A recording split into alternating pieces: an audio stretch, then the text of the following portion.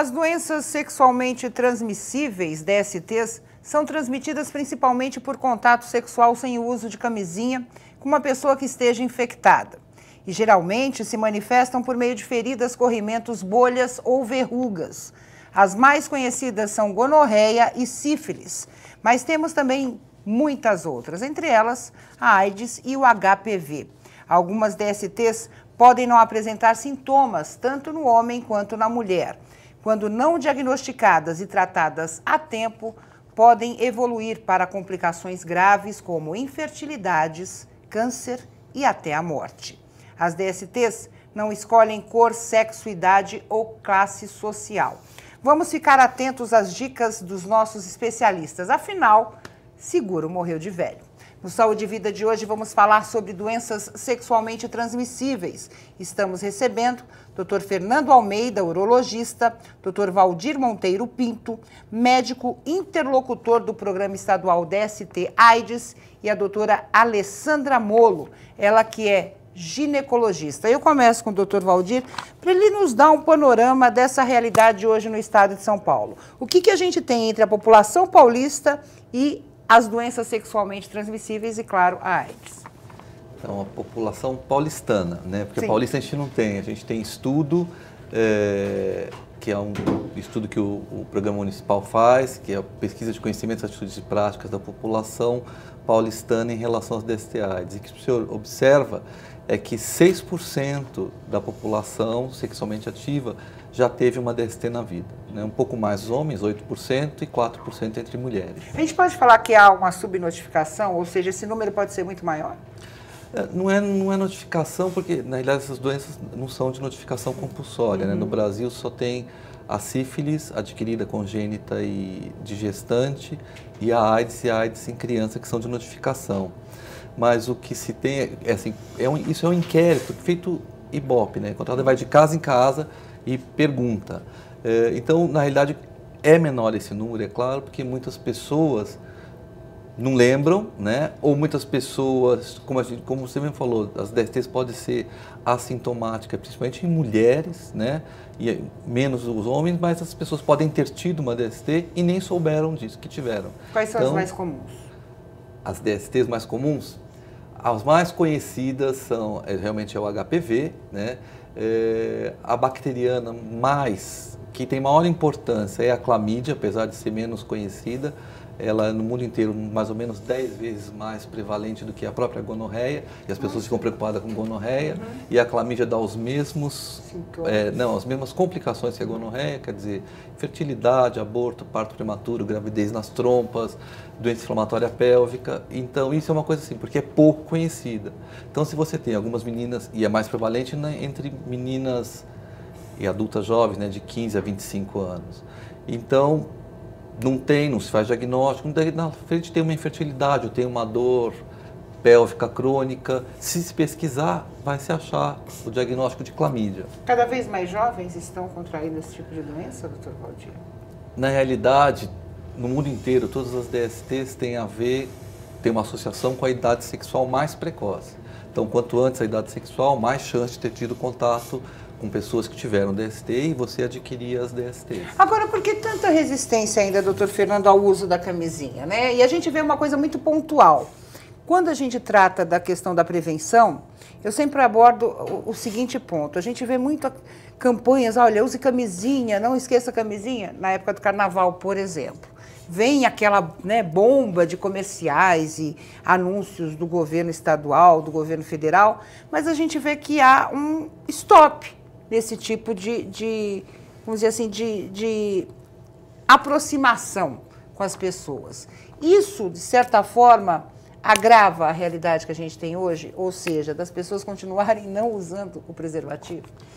Eu acho que o uso de preservativo é um problema mundial, até por isso que as DSTs são um problema mundial. O HPV é a doença mais prevalente no mundo todo, não é só no Brasil. Mas eu acho que o problema todo é multifatorial. Existem inúmeros tabus, inúmeros problemas que envolvem o sexo. No consultório a gente vê queixa, doutor, eu não uso camisinha porque se eu parar para pôr o preservativo eu perco a ereção. Eu não uso preservativo porque eu perco a sensibilidade. Existem inúmeras queixas e problemas que se atribuem ao preservativo que, na verdade, não são reais. Ele não vai diminuir a sensibilidade a ponto da pessoa não ter prazer. A pessoa perde a ereção porque já está estressada com outras coisas e a hora que para colocar o preservativo acaba perdendo a ereção. Então, provavelmente, o contexto, a responsabilidade é multifatorial e as pessoas aqui no Brasil e no mundo todo, existe um preconceito às vezes com isso, um tabu, até da mulher com o homem, do homem com a mulher, uma falta de confiança. Imagina no país machista que a gente vive hoje, a esposa pedir ou o marido pedir. Pô, você não confia em mim, você não gosta de mim, sei lá, coisas desse tipo, e que acabam levando a uma prevalência alta, uma prevalência elevada de doenças sexualmente transmissíveis. Eu tive a oportunidade de fazer um debate sobre essa questão da redução de pessoas que usam o preservativo. E um médico colocou um ponto muito interessante, que é: o Estado distribui os preservativos, há essa divulgação de que em todas as unidades básicas de saúde que há essa disponibilidade, mas não ensinam a usar o preservativo. A gente sabe que as pessoas hoje mais idosas também voltaram a ter uma atividade sexual e muitas nunca usaram preservativo e hoje deveriam usar, mas não sabem como. Ou seja, falta a educação até para colocar a camisinha, doutor Fernando. Eu acho que tem, se a gente lembrar, nós provavelmente todos aqui vivemos essa época do cinto de segurança. Sim. Era uma coisa que não se utilizava, era incômodo, e ninguém queria colocar. Quando a gente começou a usar por força de lei, né, era um negócio incômodo. Hoje, se você não coloca o cinto, você se sente mal. Você fala, pô, estou sem cinto. Você se sente incomodado, porque é uma proteção, é uma profilaxia de uma doença maior, você pode ter um acidente e se machucar muito mais. É a mesma coisa. E teve o mecanismo da sanção, né? Sim, então a gente só passou a utilizar aquilo a partir do momento que teve uma campanha intensa em cima, foi se mostrando uma coisa persistente e intensa. Né? E aí isso acabou virando uma regra e as pessoas hoje usam com naturalidade. É automático. É difícil fazer isso com preservativo. Você pode criar uma regra, uma lei, olha, você tem que usar o preservativo, senão você vai tomar uma multa, né? Mas se conscientizar as pessoas, a mulher pode cobrar uma multa do marido. Ó, hoje não tem se não pôr o preservativo, enfim. Claro. E assim por diante. E aí talvez diminua esse problema. Tudo depende de uma mudança comportamental, doutora Alessandra. A gente vê hoje, falando muito do HPV. Não é uma doença nova, mas que hoje se fala muito mais, né? Hoje a gente tem a imunização, um programa da Secretaria de Estado da Saúde de imunização das meninas. Por que a gente tem esses stops, esses breaks, quando se fala em doenças sexualmente transmissíveis? Como assim breaks? Te falar, são coisas pontuais. Então, de repente está falando hoje só sobre HPV, mas a gente tem outras doenças que deveriam ser abordadas também. A grande importância do HPV é a prevenção do câncer. É aquela velha história, todo câncer começa com HPV. Mas a grande maioria dos casos de HPV, eles regridem, eles são tratáveis e são raros aqueles que viram realmente um câncer. Só que a gente não sabe com clareza, a partir do momento que você pega uma moça, uma mulher que tem HPV, se aquela mulher vai desenvolver ou não. Existem fatores de risco. Por exemplo, uma menina que iniciou uma atividade sexual muito precoce. A gente estipula uma data de 5 anos entre a primeira menstruação e a primeira atividade sexual. Quando ela inicia essa atividade sexual antes de 5 anos, o colo ainda é imaturo e ela pode, se ela contrair o HPV nessa fase, o HPV pode se instalar com mais facilidade. Outra coisa importante é o tabagismo. As meninas que fumam, e a gente sabe que hoje em dia tem muito mais mulher começando a fumar do que homem. Sim. E as meninas mais jovens, o cigarro prejudica a imunidade, faz com que o HPV se desenvolva mais rápido. Ela inibe que os seus mecanismos de defesa combatam o HPV. Os múltiplos parceiros, a dificuldade com o preservativo, que é aquela velha história. A menina jovem não tem coragem, às vezes, de encarar aquela espinha que nasceu no nariz. Ela não vai conseguir encarar um namorado e falar, olha, eu quero que use o preservativo. É cultural. A moça aquela senhora que está casada há 20 anos, 30 anos com o marido, o mesmo parceiro, ela não vai pedir, porque ela não imagina que, às vezes, aquele marido pode estar pulando a cerca, pode estar tendo uma amante ou pode estar procurando um travesti. Claro. Ela nem imagina. E muitas vezes são mulheres que acabam contraindo doenças sexualmente transmissíveis, HPV, HIV e tantas outras.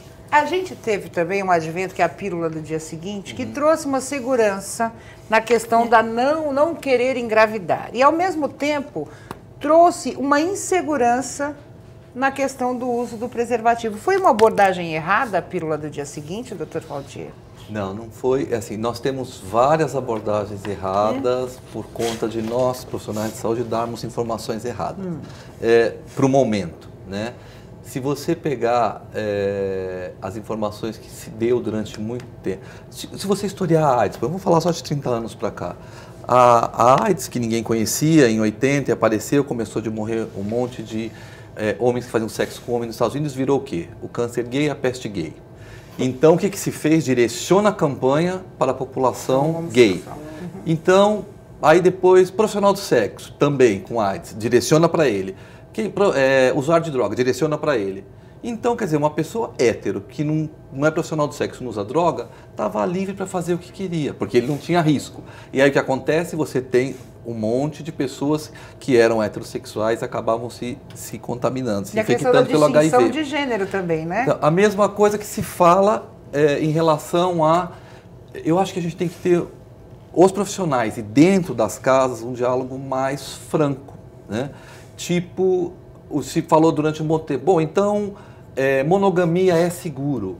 Depende, aí você pega adolescente de 15 anos que começou a ficar com a coleguinha do colégio, né? E começaram a ficar, resolveram transar, usaram camisinha. 3 meses depois, nós já fomos adolescente, estou apaixonado, você é a mulher da minha vida, tira a camisinha. Mais 3 meses, acaba a relação. Ele conhece a segunda e vai ficando. Na cabeça dele, ele foi monogâmico, porque ele só teve uma parceira por vez. Entendi. Nem que tenha feito uma monogamia seriada, ele teve 5 parceiras durante o ano, ele tirou a camisinha com as 5. E esse negócio da camisinha que a gente tem que ver é o seguinte, a gente não consegue, a preocupação da adolescente é não estar grávida. Ela não está preocupada em usar a camisinha. Então, se ela tomar um anticoncepcional, e nós profissionais geralmente não falamos dessa dupla proteção, né? Porque a camisinha pode proteger a gravidez e a DST, claro, mas se dá o anticoncepcional, né? Então, acho que essa informação a gente acaba pecando, né? Monogamia não é seguro. O que é seguro? É prática de sexo com preservativo. Agora, bom, e vocês são casados, vocês usam camisinha em casa? Aí que tá, vale o diálogo. Ninguém aqui está dizendo que vai ter uma relação eventual, né? Ou não vai. Mas, se alguém falar para sua parceira ou para o seu parceiro, ó, nós temos um pacto de fidelidade. Beleza. Então, nós não vamos usar camisinha. Beleza. Agora, se eventualmente você tiver uma relação extra, você tem a obrigação de usar. Não que eu quero que você vai ter uma relação extra, nem você quer que eu tenha. Esse papo franco é para ter. Mas é muito difícil. A gente pensa meio utópico. Mas se fosse fato, todo mundo já nasceu com a camisinha no lugar. É verdade. Entendeu? Mas o difícil é falar. E acho que o preconceito do brasileiro é não falar dentro de casa sobre sexo. E aí a gente aprende aonde? Na rua, né? Ou então essas colocações que arrumam frases, né, como grupo de risco, que nem se pode, não existe mais, né? Quem é o grupo de risco hoje em dia? É quem faz sexo ser desprotegido, né? Então, eu acho que essa questão de se abrir o diálogo, eu não quero que a minha parceira tenha relação eventual, como ela não quer que eu tenha. Então, nós temos, se nós temos um pacto, esse pacto é entre nós dois. Se por acaso um dos dois for ter uma relação fora, lá tem que ter a obrigação de usar preservativo. Porque o que a gente viu durante muito tempo, as mulheres que estavam se infectando com HIV eram mulheres heterossexuais e monogâmicas. Sim. Né? Não que também não tenham tido homens heterossexuais e monogâmicos, mas exatamente por isso, essa confiança cega, não é para ter a desconfiança geral, mas eu acho que tudo leva por quando você tem uma conversa mais franca com o seu parceiro e a sua parceira, e daí com os seus filhos, a prática é melhor. Eu já tenho vários amigos que estão conversando sobre como é que vai evitar gravidez, como é que vai dar DST, com os filhos e as filhas de 14, 15 anos, que não tem relação ainda. Mas quando tiver, se não ouvir em casa, vai ouvir na rua. E se não ouvir da forma certa, vai começar a fazer da forma incorreta. Né? Acho que é por aí. A gente vai para o intervalo rapidinho. Eu vou deixar uma pergunta para o doutor Fernando sobre a questão masculina mesmo. O homem tem um comportamento diferente da mulher. A gente até brincava aqui antes de começar o programa, dizia, o homem não vai ao médico. Vai, mas claro, com menor frequência. Isso de que forma também atinge diretamente o aumento dos números? A gente fala muito do HPV na mulher, não fala no homem, né? E existe a doença no homem. E a questão também da prevenção, eu vou conversar com a doutora Alessandra, a gente volta já já.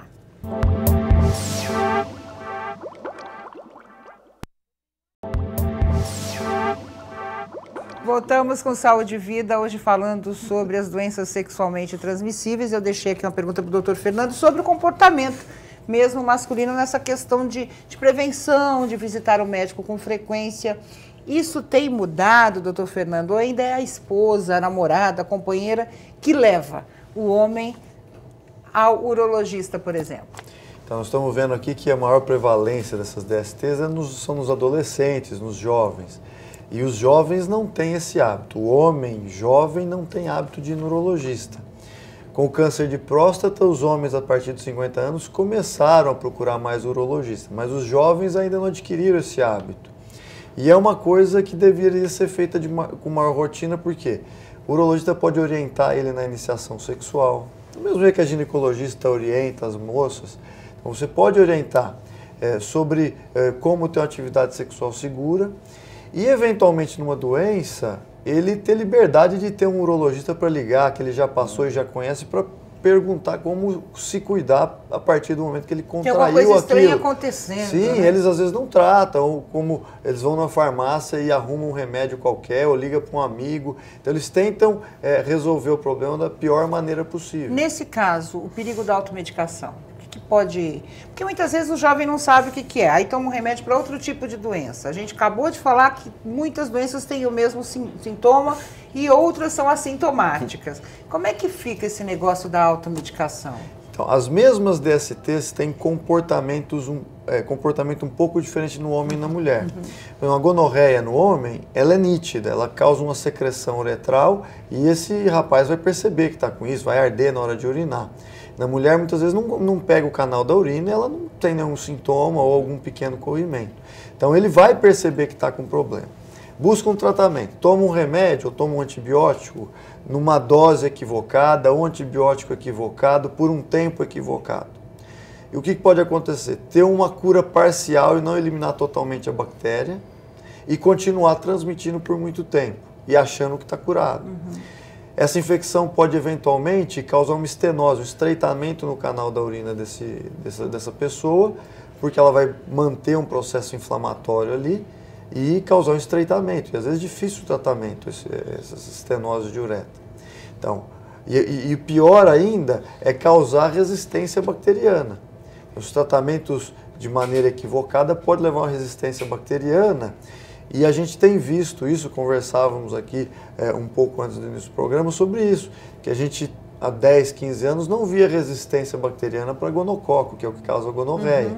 E hoje em dia, eventualmente, você faz um tratamento inicial e não resolve o problema. Você tem que mudar o medicamento porque a bactéria é resistente àquele antibiótico. Quer dizer, ela vai mudando, né? Há uma mutação. Sim, ao longo do tempo, tratamentos de maneira equivocada e uso de medicamento de maneira indiscriminada pode levar à resistência bacteriana. Essa questão do antibiótico, eu estava lendo um artigo muito interessante, que as pessoas que se automedicam com antibiótico, quando elas sentem que há uma melhora, elas interrompem o tratamento. E muitas fazem a mesma coisa mesmo procurando um médico. Olha, você tem que tomar durante 7 dias. No terceiro dia eu estou bem, vou parar com o remédio, eu quero beber, né, quero sair com os amigos. E acaba interrompendo e aí se tornando cada vez mais resistente àquele medicamento. Se ela precisar de outra dose semelhante, muitas vezes o medicamento não vai fazer efeito. Então, essa situação também tem preocupado os especialistas. Doutora Alessandra, qualquer corrimento é um sinal de alerta? Ou não necessariamente? O que a gente fala é que normalmente a vagina tem uma secreção fisiológica. É parte do sistema de defesa. Da mesma forma que no nosso ouvido tem a cera, a vagina tem uma secreção que é rica em componentes de imunidade, que protegem, são bactérias que protegem, e a flora vaginal, que protege a vagina e o colo do útero. Se for transparente, não tiver odor e não tiver prurido, não estiver coçando, não há necessidade de nenhuma preocupação a mais. Mas a partir do momento que ela tem alguma coloração, se ela apresenta prurido, se apresenta um odor diferente, aí ela precisa procurar um médico para que possa ser examinada e ver se aquilo é algum problema que mereça tratamento. E a questão da higiene? Hoje a gente vê que tem todo tipo de creminho, shampoozinho, não sei o que, para você usar no banho. É verdade que isso de alguma forma pode ser perigoso em algum momento se a mulher usar com uma certa frequência? Não se deve usar nada por dentro. Nenhum tipo de higiene íntima, nada de ducha, nada de sabonete íntimo interno, nada Aquela disso. duchinha genital, que é do tempo da minha avó, eu acho que a minha avó teve Aquilo isso. muda eu toda achei em casa um dia, até falei, o que é isso? Ela falou, não Parece é uma, nada. parece uma pera de borracha com bico. Isso. Não, aquilo não. Por quê? Qualquer coisa que lave a vagina vai tirar os elementos de defesa, aquelas bactérias que são benéficas. Quer dizer, o shampoozinho externo, não tudo tem, bem. Tudo bem. Você não pode só usar internamente. Exatamente. Internamente a gente pede para não usar absolutamente nada. Porque aquilo vai retirar os elementos de defesa e aí ela começa a desenvolver uma infecção porque ela não tem como se defender. E aí ela acha que está suja e vai e se lava de novo. Porque as pacientes que têm uma secreção ou têm uma DST, elas se sentem sujas e elas tendem a se lavar cada vez mais. Um exemplo típico é aquele paciente que toma um antibiótico por algum motivo qualquer, uma dor de garganta. Quem nunca aconteceu de tomar um antibiótico e o intestino desarranja? Sim. E a pessoa solta. Por quê? Porque as bactérias do intestino mudam e a pessoa fica com diarreia. A vagina sofre do mesmo jeito. Se ela usar um creme que não é adequado ou se ela fizer ducha, se usar antibiótico, a flora vaginal muda. Toda a imunidade da vagina muda. E aí ela pode contrair bactéria, ela pode contrair protozoários e até mesmo o próprio HPV, vírus. E isso causa infecção.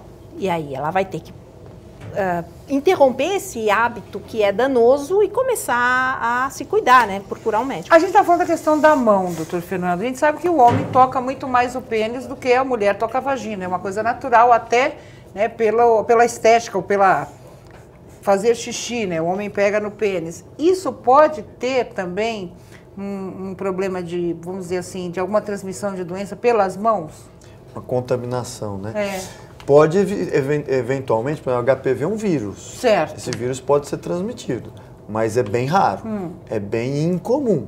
Ele teria que ter contato com o vírus, esse vírus está na mão, e ele tocar no pênis num local onde haja uma pequena fissura que esse vírus consiga penetrar. Ou seja, a chance disso acontecer existe, não é impossível, mas é muito pequena. Por isso a necessidade de sempre lavar as mãos. Claro, o banheiro, tanto o homem quanto a mulher.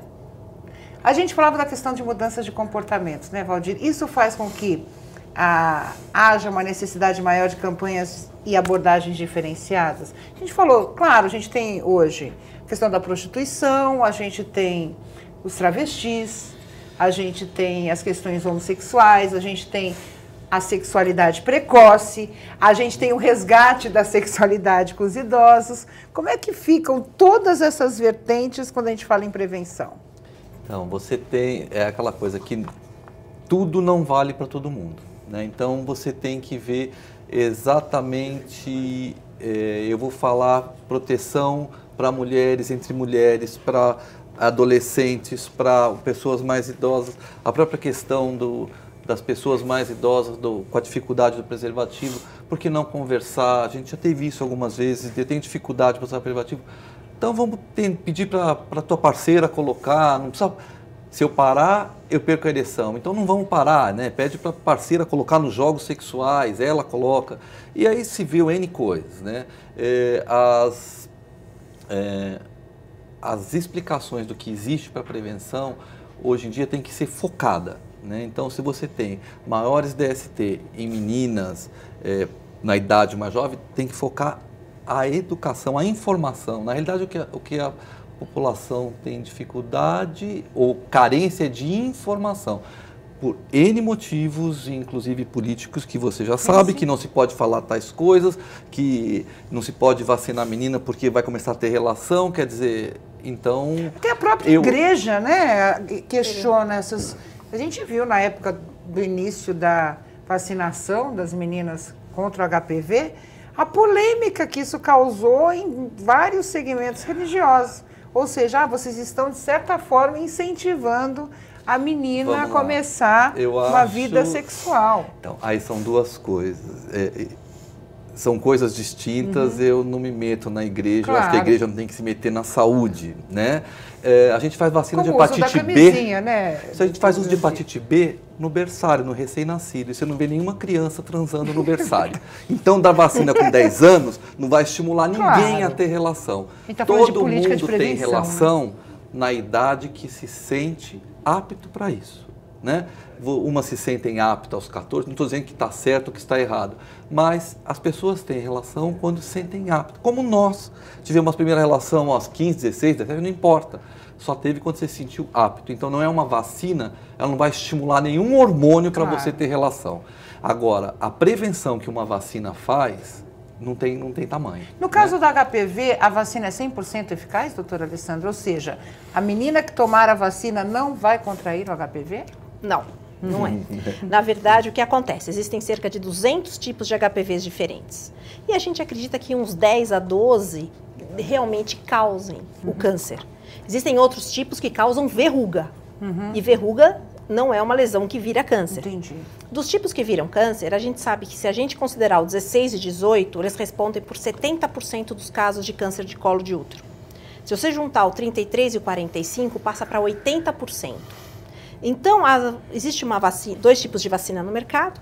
Uma engloba o 16 e 18, que pega 70% dos casos de câncer, e o 6 e 11, que causam verrugas. E um outro tipo, ele protege contra o 16 e 18 e dá uma proteção adicional contra o 33 e 45, dando 80% dos casos. Quantos tipos a gente tem, então, aí? Não, então, existem mais ou menos, que são relacionados com o câncer de colo, cerca de uns 10 a 12. Só que 4 tipos respondem por 80%. Entendi. Os outros 20 são tipos mais raros. E a tecnologia de vacina concentrou-se primeiro nos 16 e 18 para contemplar 70% de proteção. 30% continua exposto. Então, aquela moça, mesmo vacinada, ela precisa continuar usando seus métodos continuar visitando o ginecologista e usando os métodos que a medicina nos dá de prevenção, que o mais preconizado hoje em dia é o Papa Nicolau, que é o exame, o esfregaço do colo, em que ele detecta as lesões que potencialmente podem vir a câncer. A ideia do Papa não é diagnosticar o câncer, mas sim lesões que podem vir a câncer. E é como a gente fala, ninguém trata o HPV, a gente trata o estrago que ele fez. A gente trata o estrago, até mesmo porque muitas pacientes têm HPV e o HPV está na forma latente. Ou seja, ele está lá, ele está dormindo, ele não está causando problema nenhum. Não precisa fazer absolutamente nada. A gente só pede para essa paciente ter hábitos de vida saudáveis, que é o que todo mundo fala. Ela poder trabalhar num ritmo normal, no CCD, no estresse, pede para ela ter um repouso, tirar férias regularmente, não fumar, que é uma das coisas mais importantes. Interessante, né? A gente fala de doença sexualmente transmissível ligada ao comportamento também.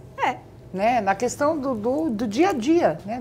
O agravar, a depressão, o estresse, potencializam determinados tipos de doença. E hoje a gente fala na questão sexual também, nas DSTs, por exemplo, que era um assunto que a gente não abordava comumente, doutora Alessandra.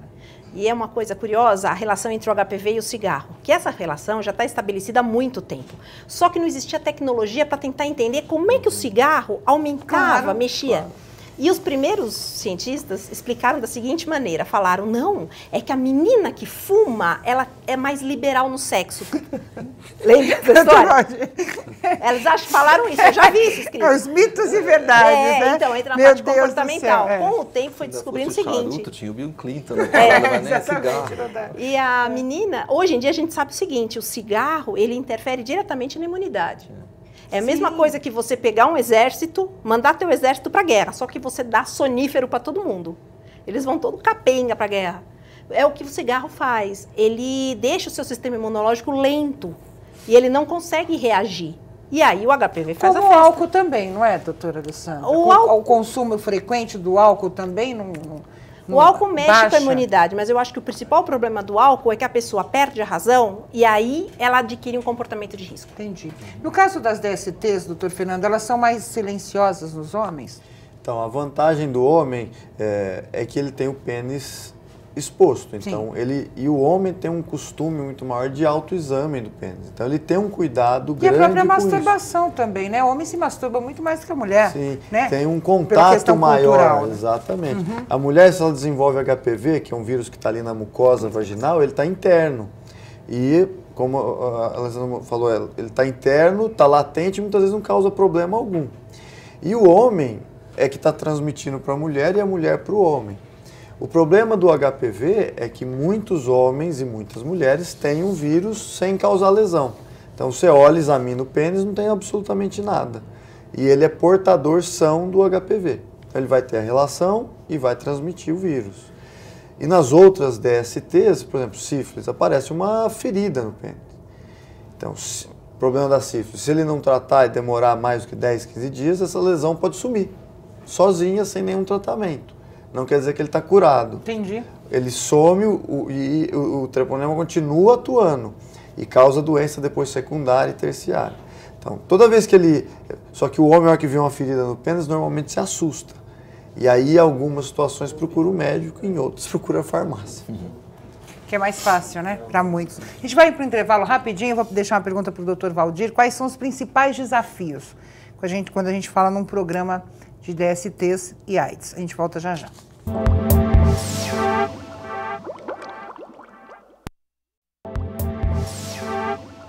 Voltamos com Saúde e Vida, hoje falando sobre doenças sexualmente transmissíveis. Eu deixei uma pergunta para o doutor Valdir sobre os desafios, né, de programas públicos, quando a gente fala na questão das DSTs, da AIDS, do HPV, etc, etc.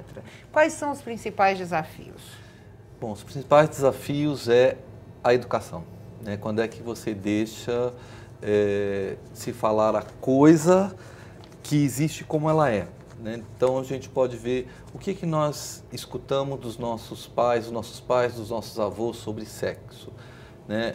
Até o Fernando estava dizendo agora, o menino pega mais no pênis, e é claro, ele é incentivado a pegar no pênis. A nossa menina, o que as mães falam? Não pega, não se pega, não mexe, não olha. Quer dizer, a vagina é dela, ela tem que colocar achavam que estavam morrendo, pois que é. estavam sangrando. Então, acho que essa informação tem que ser dada. Tem que olhar o espelho. Se aquela mancha que tinha ali não tinha ontem, pô, apareceu hoje. É uma chance dela ir. Se ela não se olha, quando aquela mancha for, o que vai ser? Então, eu acho assim, essa informação, né, a informação correta do que acontece hoje em dia. Vamos falar de sexo oral ou de sexo anal. As mulheres não faziam sexo oral há 30 anos atrás, elas faziam muito pouco. Anal, muito menos. Hoje em dia, as mulheres fazem sexo anal, fazem sexo oral. Quer dizer, o que mudou? Entendeu? Só não se falava, né? Então, já que se sabe que se faz, vamos conversar, né? A coisa existe. Ficar quieto não significa que ela deixa de existir. Ela começa a existir escondido, o que é pior, né? Porque escondido sempre você não tem todas as chances de fazer a coisa correta. Então, acho que tem que ser... O desafio é dar a informação sem preconceito e sem julgamento. A pessoa faz o seu gerenciamento de risco, mas ela tem a informação, né? Porque se ela não tiver informação, a chance dela fazer errado é maior. A gente falou do advento da pílula do dia seguinte, doutor Fernando. E o advento das pílulas Viagra, Cialis, os remédios milagrosos, o que mudou no comportamento masculino? Mudou muito. Mudou muito. Esses remédios foram... Olha, tanto é que são os medicamentos os que mais vendem no mundo todo. Por quê? Mudou a história natural de uma doença. Os homens, antes dessas... A história da disfunção erétil é antes e após as pílulas. Por quê? O homem, às vezes, com 50, 60 anos, tinha um grau de ereção ruim que não permitia atividade sexual. Então, permitiu com que homens evoluíssem, ou seja, continuassem tendo vida sexual ativa por mais anos. E aí vem uma coisa que a gente já estava comentando, quer dizer, talvez isso leve... A mulher às vezes não está acompanhando isso e esse homem passa a ser infiel. E aí ele traz DST para dentro de casa. Sim. Porque ele se permite, eu estou bem, eu consigo. Então, essa pílula mudou muito em relação à vida sexual das pessoas e talvez, não posso afirmar isso com certeza, mas talvez tenha aumentado as pessoas trazendo doenças sexualmente transmissíveis para dentro de casa, para a parceira que é monogâmica. Porque não houve também um preparo para esse resgate, né? Tem casos, lendo, né, a gente vê notícias que homens que agora têm um medicamento, né, até pouco tempo não tinham esse tipo de medicamento, ficaram muito tempo sem uma vida sexual ativa, ou seja, 5, 6, 10 anos. E quando viram a pílula milagrosa, como eles falam, esqueceram exatamente da questão da prevenção, voltaram à adolescência. Houve um resgate não somente da vida sexual, mas um resgate até, vamos dizer assim, de idade mesmo. Sim. E muitos, quer dizer, já estavam numa faixa etária que não tiveram tanta educação sexual como hoje em dia. Melhorou muito a educação sexual.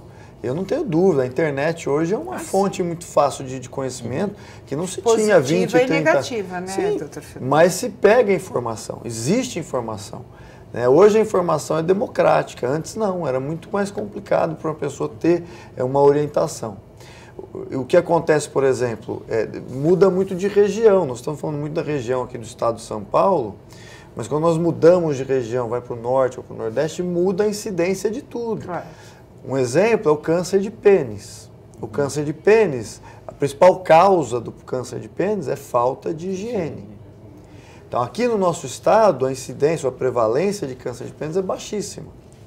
Mas no norte é bem elevada comparado aqui. É uma incidência muito mais alta proporcionalmente. E o HPV, vamos dizer assim, até a gente estava comentando de vacina no homem. Sim. Para que se desenvolveu a vacina de HPV? Não foi para tratar o vírus, foi para tratar ou para diminuir a prevalência do câncer de colo do útero. Sim. Então, por isso se faz nas mulheres. O HPV não é uma causa de câncer de pênis. Ele causa algumas lesões, eventualmente pré-cancerígenas, mas não é causa de câncer de pênis. Ele é muito mais agressivo nas mulheres do que nos homens? Muito mais agressivo. É muito mais agressivo para as mulheres do que para os homens. O HPV. Entendi. Então, talvez, por isso que se discute se deve ou não fazer a vacina nos homens. Se deve ou não, doutor? Se você pensar, a gente tem que sempre que fala em recomendar alguma coisa, tem que pensar em saúde pública. Então, qual o objetivo, né, de se fazer essa vacina, tem um custo, e qual o benefício que se vai colher lá na frente. O benefício que se colheria fazendo a vacina nos homens, que você poderia diminuir o transmissor para as mulheres. Mas pensar em prevenir câncer de pênis não seria o caso. Então, por isso que é uma questão ainda de se discutir muito como uma política de saúde pública de se fazer essa vacina nos homens. Porque diretamente estaria-se também reduzindo o risco da mulher contrair o HPV, que na mulher poderia desencadear um câncer de colo de útero. Que é isso mesmo, né, doutora Alessandra? Seria uma coisa, vamos dizer assim, verticalizada. A vacina, ela evita o contágio, evita que a mulher, que uma vez que toma a vacina, aquela proteção dura a vida inteira, segundo os modelos matemáticos. Homem, seria, vamos até dizer, uma proteção indireta à Uma menina? proteção indireta. Existem vários tipos. Assim, o câncer mais fortemente relacionado ao HPV é o câncer de colo. Sim. A gente sabe que a literatura dá vários lugares onde o HPV pode dar câncer, mas são cânceres muito mais raros. A gente sabe que existe até câncer de conjuntiva causada por HPV. Sim. Pode ser conjuntiva, pode ser pênis, pode ser perianal, garganta, laringe, traqueia. Então, existe HPV onde tem epitélio com o receptor para HPV, o HPV pode entrar. E ele causa mutações na célula e torna aquela célula imortal. Ou seja, aquela célula começa a multiplicar e ela não para. E esse é o princípio do câncer. É uma célula que se multiplica e ela perde a noção de quando deve parar de multiplicar. E continua crescendo. E é o que nós vemos. O HPV é o que a gente chama de vírus epiteliotrófico. Ele causa atrofia, ele causa crescimento de tecidos. Então, uma verruga nada mais é do que isso. Sim. É que como é um vírus mais bobo, ele faz crescer aquele epitélio mais lentamente. Então, dá tempo de organizar, formar aquela estrutura de árvore, parece uma couve-flor. E é muito lento o crescimento. O crescimento de um câncer é muito mais rápido.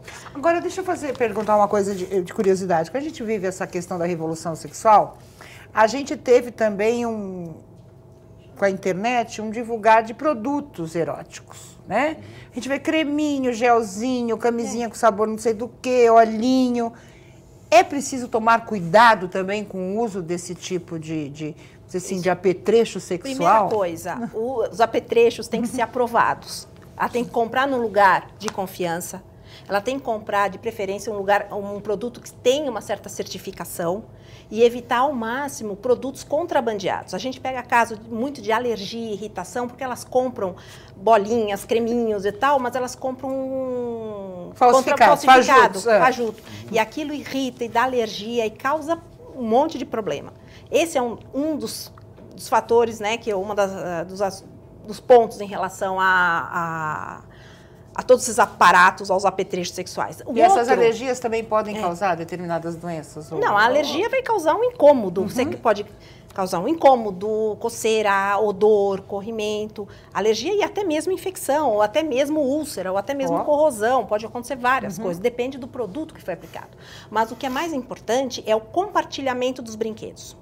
A gente vê isso em mulheres homoafetivas, que muitas vezes elas têm... Quer dizer, o uso do vibrador. Assim, o vibrador ou aqueles pênis de borracha. Uma usa, a outra usa. Da higienização, né? Da higienização, compartilham e até amigas. Ah, você tem? Me empresta. Deixa eu ver. E em casais hétero, que às vezes em casais hétero, a mulher tem um pênis de borracha, o cara quer saber, pô, posso usar? Posso ver como é que é? E o cara também vai, entendeu? Porque existe de tudo. E entre no quatro ânus, paredes... Dizem que o ânus é o lugar que tem maior número de bactérias, é verdade. Então, o maior problema desses produtos seria o compartilhamento.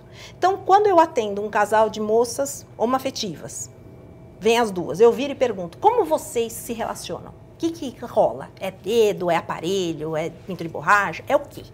Aí é justamente o que elas têm que me explicar. Até para você dar a causa daquilo que está acontecendo. Exatamente, eu tenho que saber como ela se comporta. É aquela história do comportamento. É aquela coisa de focar, né? Se você pega duas meninas que têm relação e elas compartilham o acessório, o pênis de borracha ou o vibrador, tá bem, pode compartilhar. Mas troque o preservativo quando vai penetrar uma para penetrar a outra. Quer dizer, esse tipo de informação que eu acho que tem que ser dada. Pode fazer o sexo compartilhado, mas troca o preservativo na hora de penetrar a outra. Mas aí a gente está entrando na questão também do preparo do profissional. A gente tem médicos mais tradicionais, né, que não tem essa forma de diálogo e que fica, né, uma situação muito mais complicado. Eu lembro que eu troquei de ginecologista depois que eu tinha quase 30 anos, porque eu tinha que ter aquele ginecologista quando eu tinha 14, foi minha mãe que arrumou para eu ir, já era um senhor, e eu não tive coragem de falar, doutor, eu estou transando. Então, a coisa do preparo profissional também. E além de eu estou transando e gosto assim, e não gosto assim. Quer dizer, como é que esse cara vai encarar isso? Exatamente, a coisa do despreparo dos profissionais da rede pública, principalmente, eu digo isso, porque são profissionais de carreira que ficam lá 30, 40 anos, né, Valdir? E que não tem uma reciclagem, uma requalificação, até um preparo emocional para acompanhar a evolução dos tempos, a própria revolução sexual. Mas é que eu sempre falo o seguinte, a gente fez saúde, a gente não fez judiciário. Então, tem que julgar ninguém. Eu acho que você tem que chegar e falar o que você faz. Se eu não puder ajudar, pelo menos atrapalhar, eu não vou. Né? Então, acho que essa tipo de coisa, o judiciário está em outra esfera. A nossa é saúde. Então, você tem que ouvir e tentar ajudar. Se não conseguir, encaminhar para quem possa. Né? Mas julgar não é o local. Né? Então, é esse tipo de coisa que ela falou. Se chegam duas meninas, a pessoa está falando assim, eu tenho prazer assim. O que você vai falar? Assim não pode? Assim não sei o quê? Não, vamos fazer assim, prazer seguramente. E o seguro é esse, é o compartilhar, usar preservativo, sabe? Assim, discutir, nós estamos nos anos 2014, século XXI. Né? Então, atualizar o profissional ao século XXI. Eu quero dizer que, infelizmente, o nosso tempo chegou ao fim, mas eu vou dar um minutinho para cada um dos meus convidados, minha convidada, para as considerações finais. Lembrando que o principal de tudo isso é que as pessoas procurem o médico com frequência, né? As mulheres, o ginecologista, os homens, o urologista. Quando tiverem dúvidas ou surgirem qualquer tipo de manchinhas, marcas, corrimentos, secreções, procurar um especialista no caso e evitar, né, um final pior. Afinal, como eu disse no começo do programa, seguro morreu de velho. Quero agradecer, doutor Fernando, seu recado final. O recado que eu vou dar provavelmente é um recado semelhante ao que todos vão falar aqui. o mais importante é segurança. Como toda doença que nós tratamos, se você tiver prevenção, você evita problemas maiores. Então, usar o preservativo é a coisa mais simples, mais barata e mais eficiente para prevenir DST. E se por acaso acontecer de você contrair uma doença ou ter algum sintoma, como você falou, de alguma mancha, alguma ferida, alguma coisa, procure logo um médico, porque quanto antes você tratar, menos você vai transmitir. Menos riscos, né? Também você vai correr. Doutora Alessandra, também muito obrigada por esse recado final. Então, o que eu acredito que seja importante é a parte da educação. Com certeza, concordo com tudo que foi falado. A educação, o uso do preservativo e o hábito de visitar o ginecologista regularmente. Muitas mulheres têm vergonha. Ou falam, mas eu não sinto nada. Ah, mas eu tô viúva. Ah, mas eu não tenho namorado. Para que eu vou? Não, é importante, uma vez que iniciou a vida sexual, ir regularmente. O próprio ginecologista vai ditar o ritmo. Olha, você precisa voltar daqui 1 ano, daqui 2, daqui 3 anos, 6 meses. E frente a algum sintoma diferente, odor, coceira, secreção diferente, voltar, olha, apareceu isso, o que será que pode ser?